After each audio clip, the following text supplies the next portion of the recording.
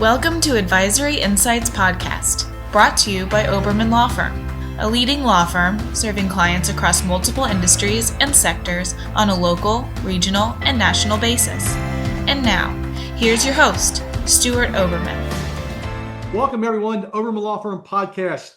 Stuart Oberman here, your host. Amazing guest, John Younker, veterinarian extraordinaire, consultant extraordinaire. And I had the absolute privilege of seeing John speak a couple years ago, and I watched what he has done. And I know from our law firm, our doctors are struggling. Our veterinarians are struggling. They're looking to get out of the corporate world. They're looking to scale. They're having trouble getting clients and satisfying the journey, for the pet owners. So I reached out to John, and he was so gracious and got back to me so quick for this podcast. A little bit about John. So he is the founder of Common Companion Veterinary Company, and recently got his MBA from Emory, which was an amazing feat. I could go on forever about John's credentials, but he was awarded the Wellness in Practice Award by UGA College of Veterinary Medicine. UGA's 40 under 40. And I know he's an amazing consultant, amazing practice owner. So without further ado, John, welcome, and thank you so much for your gracious time. And I know you've got a lot to add to our guest here today. Yeah, thanks for having me, Stuart. Excited to be here. All right, buddy. Well, first, with all this consolidation in the veterinary industry, we're getting more and more requests for, hey, I want to open up my own practice. I don't know what I don't know. What do I do? Where do I go? So, and I know you've opened up 2 startups, if I'm not mistaken. 3. 3, excuse me, 3. You slipped one in there on me. So 3, and you've been through the trials, tribulations, the patient journey from the time they get out of the parking lot. You and I talked about that to the time they go through the checkout. So on your side, what are the biggest mistakes you see practice owners make their first year, and how in the world can they avoid these? Yeah, your first year is different than any other year you have in the entire life cycle of the veterinary business life cycle. You're definitely buckled down, cash is tight. It's just a different vibe when you don't have the cash flow up and running like you do, in year 2 and so on. And so I would say the biggest mistake in year 1 is not knowing what to outsource and not knowing what to do yourself. I think there's a big culture in veterinary medicine to DIY, and there's a lot of kind of DIY culture inside of vet med. And I use the phrase, don't DIY the most important thing you'll ever do. And so having the right team around you, whether that's having the right law advisor or an accountant, and having the right GPO or vendors, and creating an environment where you have your dream team that's allowing you to focus primarily on giving the best client experience through delivering the best healthcare to the pet. I think it's probably the biggest mistake. Owners spend like a tremendous amount of time that they really don't have to, like keeping the books or running payroll. And those things are easily outsourced to outside vendors at probably a fraction of the cost. You feel like, oh, that's going to cost me money, but you don't realize what the cost of your time is. And that leads to a lot of burnout because you're busy seeing patients, hopefully busy seeing patients, and not focusing on your highest and best task in that first year, which is delivering kind of the best customer service experience. And a lot of people do that because they practice out of fear rather than kind of being strategic. And that strategic kind of nature in year 1, because you're going to have time in those first early months, it's really important that practice owners start developing systems when you actually have the time. What ends up happening in those kind of early months is everything's kind of bootstrapped, duct taped together. And that goes from your standard operating procedures on how the entire client's journey through the practice, but also how you might do a spay or a dental. And those things kind of get duct taped together in terms of just an oral history passed down from tech to tech about how we do things at this practice. And what ends up happening is when you become busier and busier, I call it leadership via vibes. So I'm just a nice person. Everyone's going to like do what I ask them to do because I'm a nice guy or a nice girl. And then what you find is as you start like getting more momentum out of year one, a lot of those kind of bootstrapped things without any sort of standard operating procedures or systems in place end up kind of starting to unravel and creates a new sort of tension as you go from year one to kind of year two and so on. Now, one question I have, right? So here I am, I'm working as an associate wherever, whether it's corporate, whether it's a private practice. And I'm like, you know what? I need to go out on my own. I think I can do it better. How long does it take, or how long should a person say, you know what? I'm starting today. I'm thinking about it, but I want to do this. It's not a month process. How long does that process take? 6, 8, 12 months before you make the decision until you're like, I'm ready to go. I'm opening. How long does that decision period take? Yeah, first I tell people, first you have to become a master veterinarian, which for the vast majority of people takes about 5 years to do that, because you might have heard the 10,000 hour rule, which is it takes about 10,000 hours to become an expert. If you work 40 hours a week, that's about 5 years of work.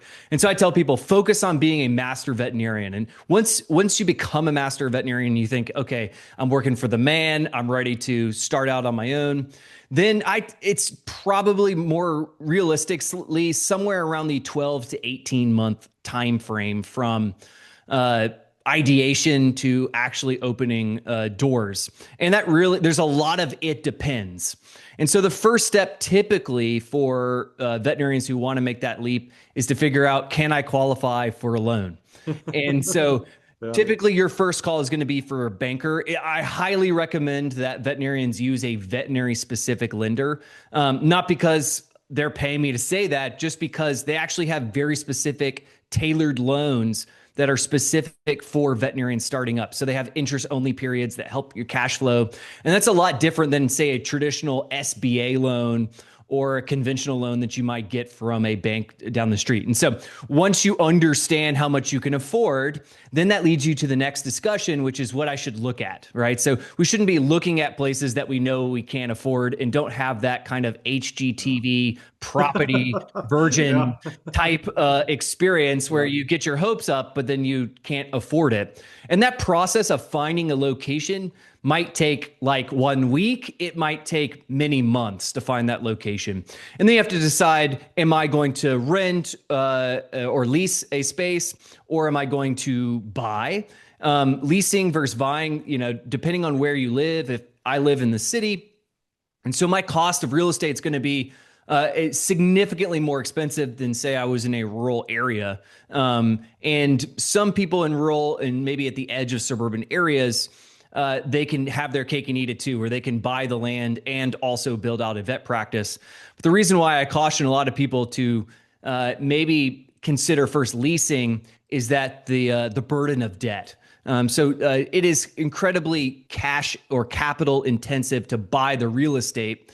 And I tell people the value of the cash that flows through the business is worth way more than the land that it sits on. And so it'd be nice to have that future appreciating asset of land.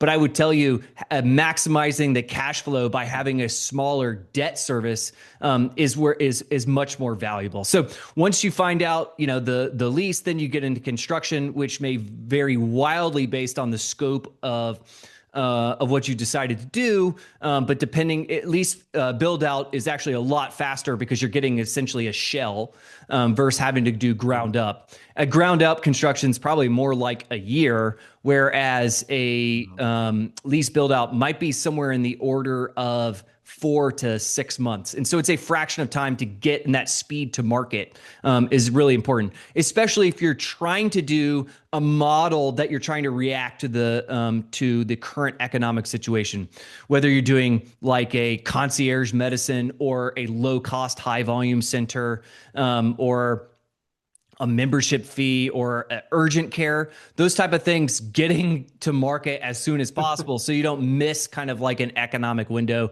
super, super important. And then you get to kind of open doors. So it's somewhere, I tell people, optimistically, it's probably somewhere like a year, but probably more likely 18 months.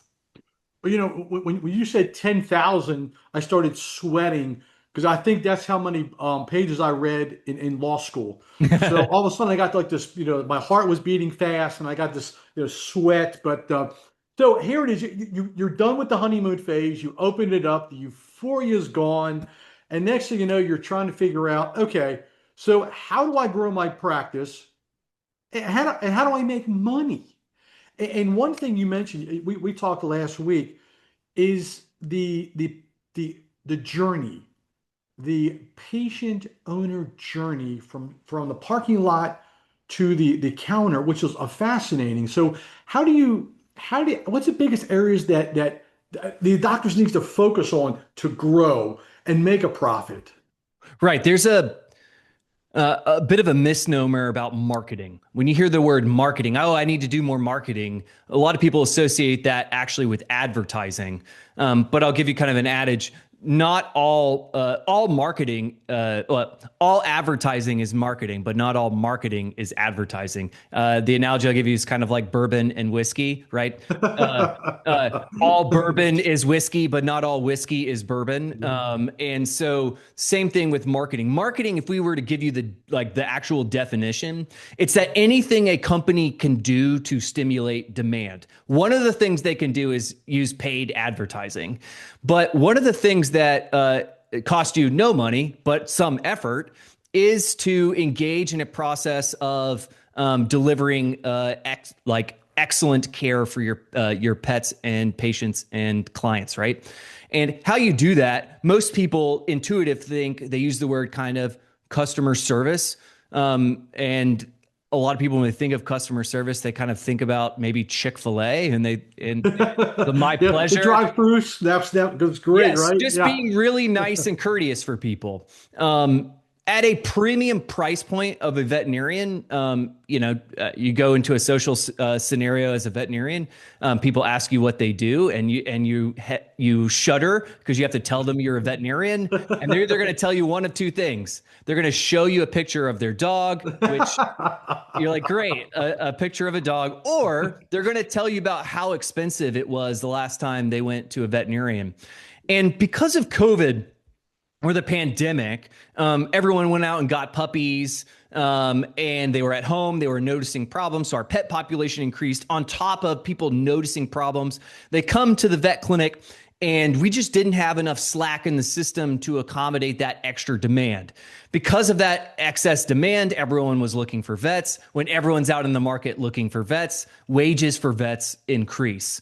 And so as the wages of vets increased, we had to pass it along. Meanwhile, the pharmaceutical companies saw, and lab companies and all of our vendors saw like limitless demand in the market. They also increased their price because they saw the demand.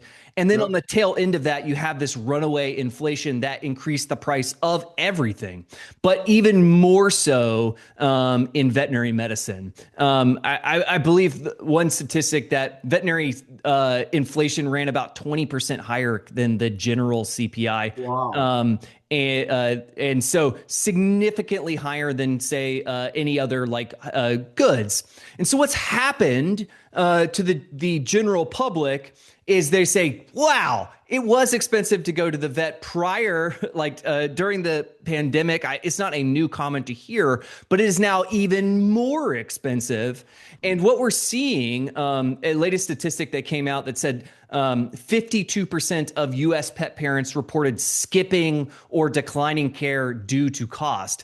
And what I'll say, what does that actually mean? what that means is that people are saying, okay, I'm not going to not go to the vet at all. I'm just going to bring my pet to the vet when it's sick. And so the proportion kind of pre-pandemic was about 70-30 wellness to sick patients. And now it's basically the entire flip. 70% is like urgent care or sick patients, and 30% is wellness. And it's not because your wellness patients left you. It's because people really, in an environment where things are more expensive, they're choosing to only come to the vet when it's sick. Wow. And my biggest fear for our industry is that we've kind of baked it in. So that decline in wellness is specifically where we're seeing the lack in volume, and people are saying, oh, I'm down in revenue. And a lot of it actually is due to the decline in wellness. So what do I do with that? How do I stimulate demand? So back to our kind of original discussion between marketing and advertising, your initial inkling is to press the easy button, which is, okay, I need more patients. Let me go out and get a marketing firm or an advertising firm to do some Google ads, Facebook ads. And spend $50,000, $60,000, $70,000 a year on advertising. Correct. Yeah. Think about what it's like for the owner when they see this ad. It's going to be a picture of you. Hopefully it's a picture of someone from your team with a dog, some sort of hero shot of you, like seeing a patient. Maybe you've hit the easy button even more and it's some crazy generic picture. What is the story that you're telling the owner in that paid ad, that 1 second or that blue link that shows up at the top? You're not really telling them much because they already understand that in general, the price of veterinary medicine is expensive. And so you were not really distinguishing ourselves in the market. And so I'm not saying not to advertise. I think it is part of the equation. But what people are kind of forgetting is that the value of veterinary medicine has not commiserately increased as the price has increased. And so how do we give more value? It's not my pleasure in being nice to people, because that's literally just meeting expectations for the client. Everyone thinks that they should be nice. Some people think it's, oh, let's go like get some sort of like certification, fear-free or AHA. And I'm not saying these things are inherently bad, but the general public has no idea what AHA means. They actually think, yeah, you're sterilizing things and you have these like safety measures. Shouldn't you already be doing that? And the same thing is true with fear-free. Oh, we're a fear-free facility. You're like, yeah, don't you love pets? Don't you think it should be as fear-free as possible? And so again, these things aren't bad in and of itself. They're literally just meeting expectations. So how do we exceed expectations so that we're deriving more value to our clients? And that's done by what I would call not customer service, but customer empathy. Not thinking about the client, but thinking like the client. And how we do that is engage in what's called a customer journey that you alluded to earlier, Stuart. And what you want to do is, when any sort of technical job, when you're doing something very technical, whether that being a lawyer or a veterinarian, you a lot of times think about doing the technical aspect of your job because that's what all your training was. You live in the back of the clinic, but you forget what it's like in the front of the clinic. And I'll give you kind of a story that we all can identify. Why are there in most clinics you walk into in America, why are there two doors inside of an exam room? I asked Stuart that question last week, and he goes, I have no idea. No idea. Why? I have no idea. And if you ask the veterinary team, it's because that's the door the vet goes in and the client goes in their door. And you're like, why? Have you thought I never knew that until you told me. I never knew that. And the reason why is that so you don't have to see clients in the lobby. And as Stuart, maybe give your take on what do you think when you hear that? So that I'm not seen in the lobby. I'm only seen in the exam room. What do you think about that as a client? Do you want to see your veterinarian coming in and out? Well, for the most part, they're busy and they don't want to be bothered. Right. They don't want to be bothered. But you as a client, we're going to be thinking about it from a client perspective for just a moment. As you had your dog, do you want to see your vet, or do you like coming and going? Like that's kind of what you're paying for. I want to see who's going to help part of my family, right? I want to see the doctor. I want to see the staff. Yes. I just Yeah, coming in and out of the back door. and No, if they're no. not with you, you want to know that they're in that other exam room, right? Right. And not you're just left in an Yeah. exam room. They could come in at any second, right? Like Yeah. any second between now and like an hour from now, right? I'm Yeah. just sitting here, and so the reason why we do that is because we're enamored by the technical aspect or living in the back and not living in the front. In fact, many owners don't even come through the front door of their vet practice. They come through the back door. And it's so that they're not bothered. And I'm telling you, as an owner, we need to walk in someone else's shoes. And how you do that is you literally start at the parking lot. Actually, you back up even further. You literally start in like Google. Like, what is it like to Google veterinarian near me? Where do I show up on veterinarian near me in my community, or veterinarian near fill in the blank city that you happen to live in? Where are you when on the list? Are you the first, second? Are you on the second page? If you're not there, how do I get there? Do I need to engage in a marketing company that helps with search engine optimization? Step 2. All right, they've landed on your website. What is the client, not me, the veterinarian, what is the client seeing when they land on the website? Are they seeing stock photos that tells them nothing? It's uninspired. It's just pictures of puppies. Or are they seeing videos, hero shots of your actual real people that's like showing a distinguished excellent service, because the landing page of your website is the new lobby. Again, also, is it easy to book an appointment? Do I have to click a button or call a phone number? Like, how many clicks does it take to figure out even how to book an appointment? Most people, millennial age and younger, are going to want to book online. Do I have an online booking tool that can see my real-time availability and book without creating a login, without having to do a bunch of things, the fewest number of clicks possible?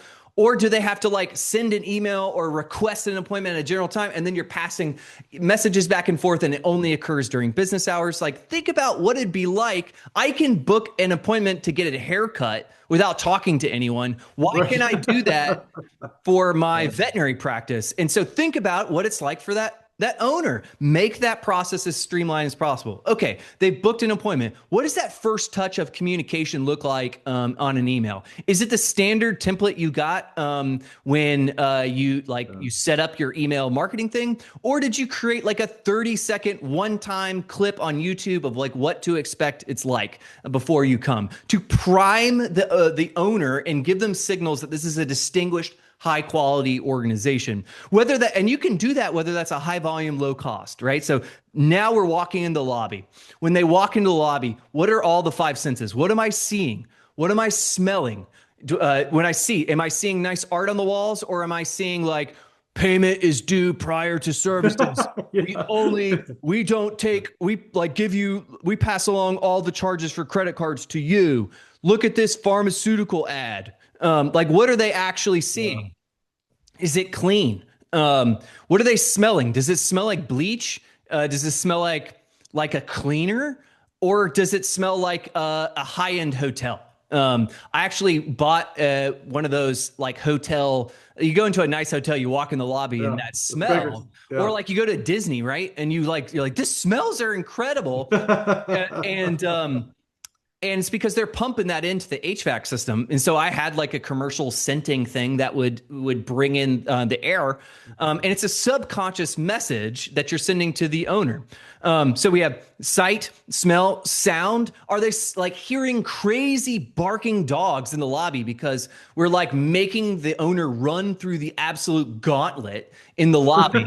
And we have barking dogs. It's a terrible, intense environment. Or do we hear music that is a reflection of your community? If you're in a rural area, maybe that's cool, like country music, 90s country or something that you like, that's your kind of fits with your aesthetic. Or maybe that is like some cool hipster, like pop, indie pop music like you would be at the mall, right? Like, what is that kind of aesthetic that you're doing?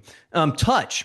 You make a client sit in an exam room for 30 minutes to wait on you. And what do? What is the most common thing that we make a client sit on?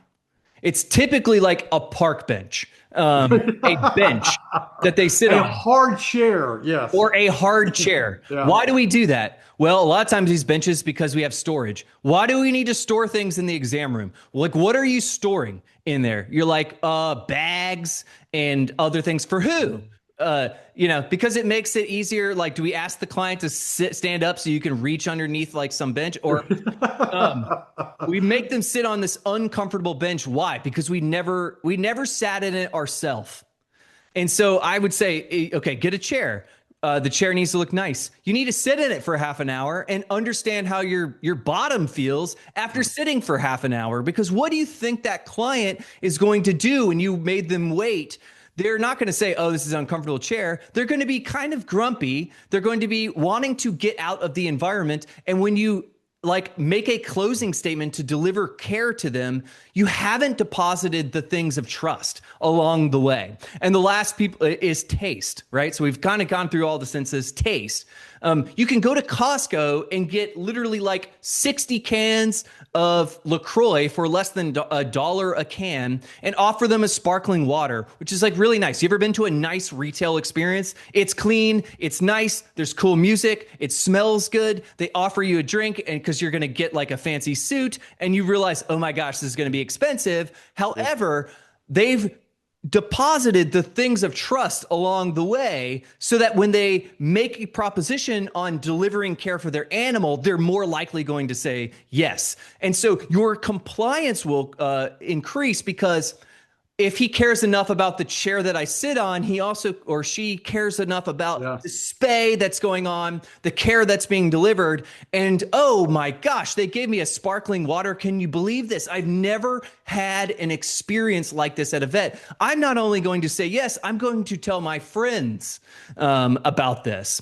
And so people just think, oh, well, we just do it how we've always done it. And then they wait, and everyone's freaking out right now, Stuart, because they just got they just heard from their accountant how much less money they made in previous years, which is crazy, because they should have known that the decline in appointments has been going on since 2024. And it's because like veterinarians aren't looking at their financial statements every 30 days. They're actually not looking. I would say 80% of veterinarians don't even look at financial statements until around tax time. Crazy to think. And so how do we stimulate demand? Yes, we do need to have a budget for advertising and finding the right marketing firm that's going to create a digital experience to get your name out. But it's also not just being nice to someone, but thinking like them and engage in that customer journey as we go through the entire life cycle of a client.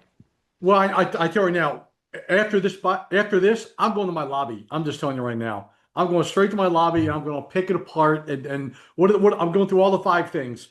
But so you said so many things, and one thing is we put out a 2026 State of Veterinary Medicine, and you were talking about statistics and everything else. It's amazing what's out there for veterinarians to review, and what the market is, the numbers. And so we sort of summarized that, but there's so much information out there. It is unbelievable. So like any profession, you've got okay, you've got good, you've got great. So what separates the good from the great? What separates those two? I know it's a lot about what you just said, but what are some of those couple of things that you just separate it, and that's the line down, that's a line in the sand? Yeah, I would say for sure on customer empathy, right? So not customer service, but customer empathy. Those are what the great practices do. They do that instinctually. They might not have the words for it, but they instinctually do that. I'm also a big kind of systems person. So you can have big aspirations to deliver excellent care, but it's going to fall down to the level of what kind of systems that you have in place. And it's not just systems as in written down in a notebook. So, you might hear, oh, someone says I need to do a mission statement and core values. And so, okay, we're going to make a mission statement, and we're going to put it in a notebook, and then we're going to just put that on a shelf somewhere, or we're going to make SOPs. So that's a very common thing you hear. You can like go online and buy, you can pay a consultant and they will sell you some standard operating procedures. And then you go put that in a notebook and you say, we got some standard operating procedures here.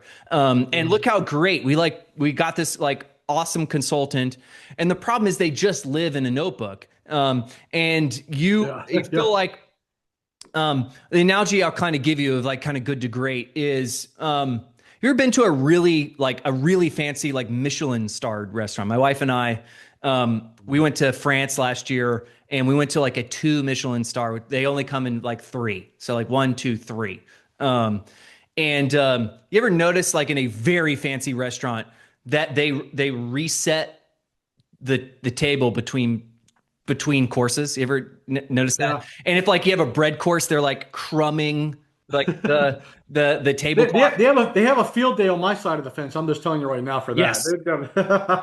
So that's 2-star Michelin restaurant I went to, and I whatever I was eating had like some sort of like sauce, and it like fell off the plate and off my spoon and like landed on this white tablecloth. And when they pulled the plate, they noticed a little drip. And they even like would set another like kind of mini like napkin over it, so they wouldn't even see the drip on it. And then when they would reset the plate in between courses and everything, if the fork was like off by a little bit, they would straighten it so that it would be absolutely parallel to the plate. The glasses were shifted. They would just come, and my wife and I were talking, and there's literally like an army of people that is just like shifting, doing, resetting. And so that's exactly what happens in the veterinary practice. So you have clients that are like the patrons of a restaurant, and they're messy humans. Humans are messy, and they're or things don't go like you expect them to go. You have the perfect plate, but then they make a little drip, or they have like the bread and they get the crumbs all over everything. But it's your responsibility to the owners to hold the standard and reset it.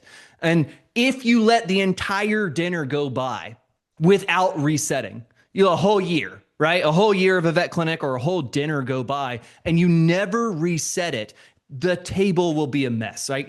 My kids and I go out to eat, and there's just like my wife and I. Even if we have a waiter, my wife and I will do some like some cleaning, consolidating of things, because you feel so bad because your kids have made an absolute mess.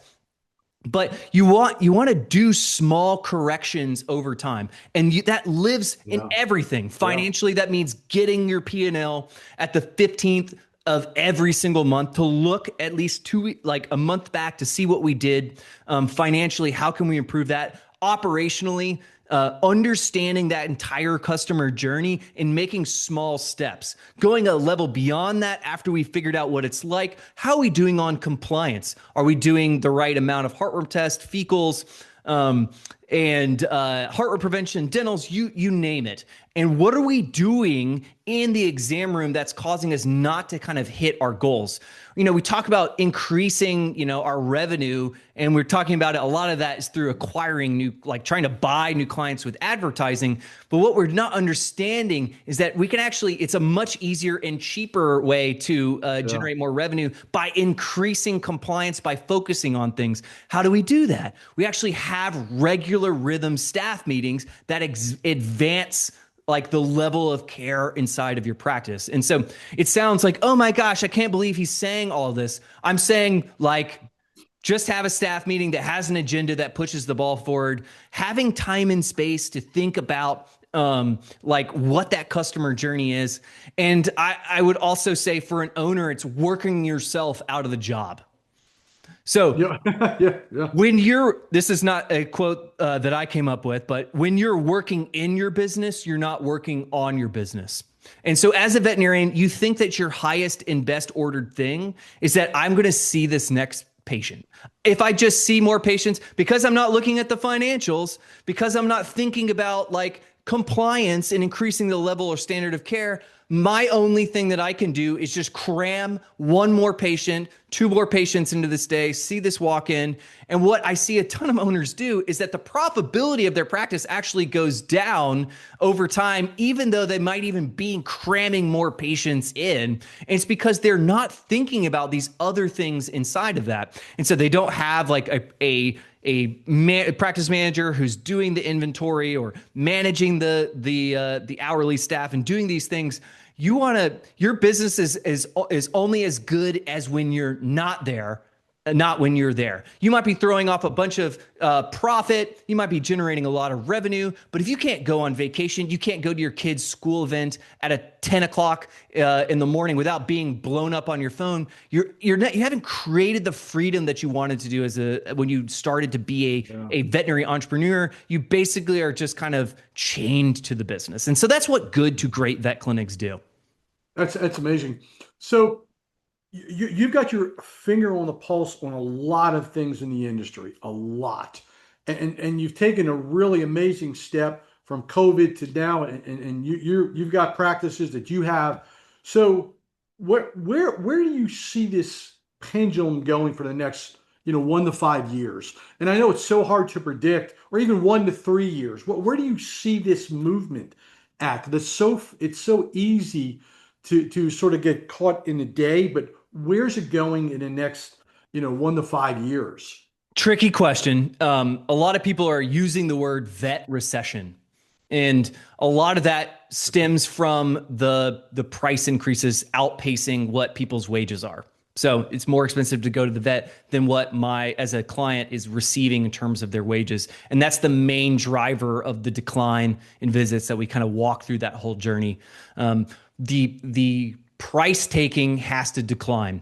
Now, a lot of that price taking has to do with private equity backed consolidators that have a horizon of like 1 to 5 years. And they don't really care about the future of veterinary medicine. Maybe some of them may care, but they need to tell their investors a story in a 1 year horizon. Yeah, it's all about the green. And so if I'm declining in visits, what do I need to do in the next 1 to 2 years to increase my revenues? The only kind of lever that they can really do from afar is to raise the price. Yeah. But the more we raise price, the further the visits decline. And so I would say veterinarians need to be absolutely like laser focused on looking at things, CPI, the consumer price index, and be very sensitive about where wages and prices are in the macroeconomic and thinking about where your prices kind of sit. Doing some mystery shopping around your area to see where you are on the continuum of pricing. Are you the cheap one? Are you the most expensive? And where is my value proposition on the spectrum? And then aligning your prices, your shoppable things, and then keeping up with those inflation by making your prices a formula. So not just making up prices from scratch, but actually making especially your pharmaceutical prices a formula based off your wholesale pricing. So indiscriminate price taking needs to stop. And so that means you can't just raise the price 9% and expect, your revenues to go up. And so I'm not saying don't raise your prices, but that has to stop in veterinary medicine for the decline in patient visits. However, I'm not sure that we can't control the private equity kind of side of veterinary medicine, but independent vets certainly can play they have that autonomy that they can not do that. So the only way that's going to stop us out of this cycle is for wages to catch up with prices. And the problem is there's a big delta right now. And if we continue to go up, greater than what CPI is, that delta is just going to be growing and growing and growing. Some people talk about how is AI going to affect veterinary medicine? How we're already seeing it right now is the adoption of scribes. So listening and doing transcriptions and helping you with notes. I think that's the absolute low-hanging fruit. I think really the next frontier of AI is when that lives inside of the practice management software and it's some sort of co-pilot whether that's helping you with clinical decisions, helping you manage your practice. That also seems like relative low hanging fruit. Some people have predicted the productivity gains from AI is somewhere on the order of 15 to 20% more productive per vet by like next year. So because I don't have to spend all this time typing notes, you can see this as a good or bad. Yeah. You will have 20% more free time or 20% more time to see more patients. It's up to you as whether what you do. The current base case that people are kind of predicting in terms of revenue is that 5 to 7% more revenue year over year, of which the volume might be in the order of like 2% more volume. The other 2 to 3% is going to be on price. So if it's going to be like 5% more revenue, maybe 2% more in volume and 2% in price. And the reason why people think the volume is going to come back is because of the COVID puppy baby boom, right? So you had the baby boom that happened in 2020 to 2022. Those dogs are now approaching the edge of what's being called a senior pet. So they were in their most healthy years. They kind of sat on the sidelines and now they become seniors. And just like the baby boom that's happening in humans in the United States, they need more healthcare. And there's a group of people that think that that will cause an increase in more visits.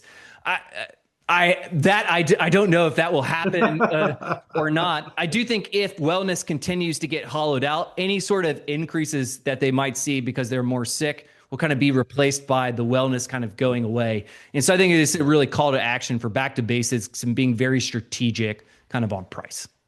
Wow. I mean, I'm making notes as we're speaking about, hey, am I doing this? Am I doing that? I'm going to the lobby right after this podcast. So, it's amazing information. And this is the basic stuff that our veterinary clients need to hear, need to see. And I'm going to be honest with you. I think this is, I don't care what business you're in, whether it's law, CPA, or medicine or whatever, it's all applicable. It just applies to everything. John, it's amazing, amazing information. If any of our viewers want to get in touch with you, how do they do that? Yeah, the best part to get in contact with me, I have a podcast myself called the Vet Launch Podcast. And a lot of like what I talked about just with Stuart, there are whole episodes on just these little snippets or anything that I haven't created an episode, that will be an episode one day. So that certainly is the easiest way to get in contact with me through the social media accounts of there. We're on YouTube, Apple Podcasts, Spotify, all the things. And you can find me there. Wow, that's great. John, thank you so much for your time. Immense information, fantastic, gracious, and you just, I mean, when I pinged you, you jumped right on it. So again, I appreciate you're truly great at what you do, and anyone that has ever heard you speak will go back again. And for those that have never heard you speak, I encourage them to really, really listen to what you have to say. My friend, thank you very much. Congratulations on the practices in the MBA. Amazing, and I know you will do well, my friend. Great, thank you, Stuart. Thank you. We'll see you.